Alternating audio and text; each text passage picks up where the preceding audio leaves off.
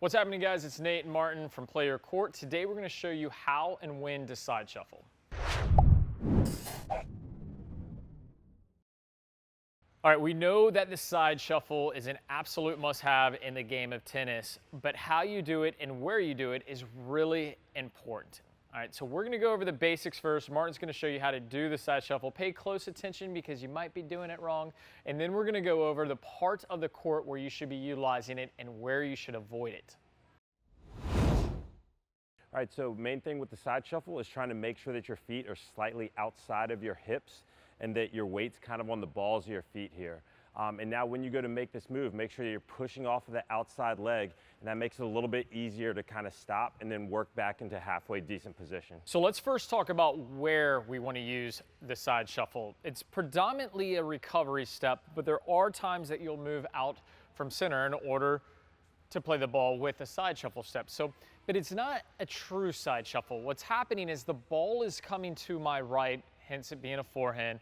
I'm stepping out with my right foot, and then as the left foot comes back, I'll often find either my right foot if I'm hitting open stance, or I'll take it and then go to my left foot to close the stance. It's a very small movement, but still technically a side shuffle.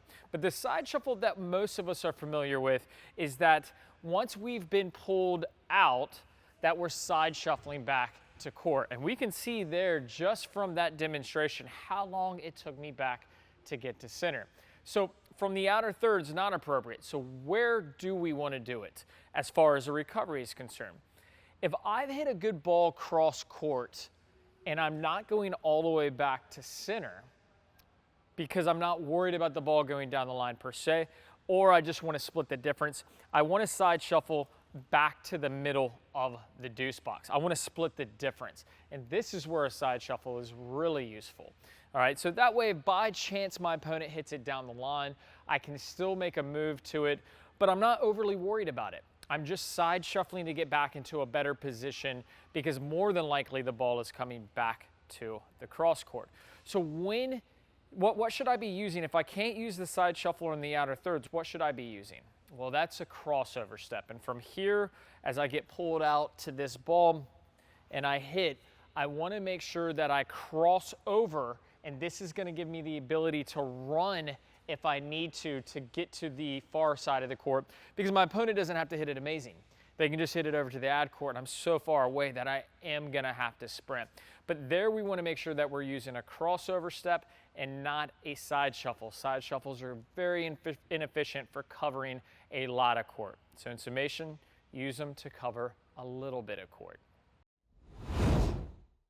All right, guys, so just remember, side shuffling to recover is totally fine, especially if you know that you've hit the ball well enough that you don't have to recover all the way back to the middle and you just want to retain position. If you're working just a short way out to retrieve the ball, also okay to side shuffle there. But when you're pulled to the outer thirds of the court, you got to cross step and you got to turn and go to give yourself the best possibility of getting to the incoming ball. Thanks so much for watching, guys. If you enjoyed today's video, hit that like button, hit subscribe, hit share, all the good stuff. And remember, we left you a link down below to check out the platform absolutely for free. We'll see you next time.